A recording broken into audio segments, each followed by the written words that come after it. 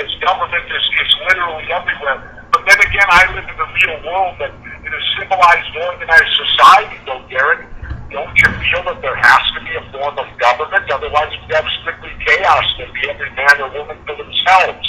Well, two things on that. I think that is a false premise that we've been sold, and maybe some of us have bought into, that without, in the absence of government or the police, that there would be chaos. Because for one, I believe, and I've seen that people will still organize. There will still be some semblance of cooperation and organizations that we could go ahead and call government if we wanted to. I think most of us, though, are just about, most of those who share the ideas and this opting out idea are really just trying to remove as much influence of government as possible. So, when you start to do that, I think that the logical position, eventually you conclude that, we don't need any government ruling over us. And I've heard you speak on this before and give your opinion, and I really do respect it, because I believe that there are some people who would consider themselves to be anarchist-minded, who are not as compassionate as maybe they could be when taking this position, and just believe that tomorrow we could remove the government and everything would work out fine.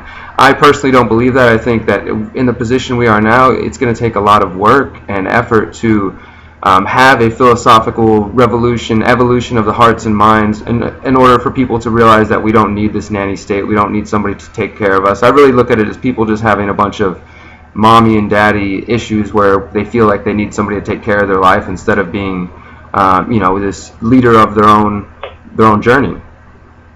Sure. Well, I agree with you on that, Derek, and I also agree that you can't change it overnight. It's a process, it's a mindset we've got to go through. Like, I feel that today I'm war. I mean, our country today has a mindset that we are a war country today, that we have to be at war all the time, and the people are accepting this. And that's driving me crazy, because I sit and think we've got to change this mindset of war, and we don't seem to be doing that. But let me go on to this. You don't vote, and you have no interest in promoting voting. Why?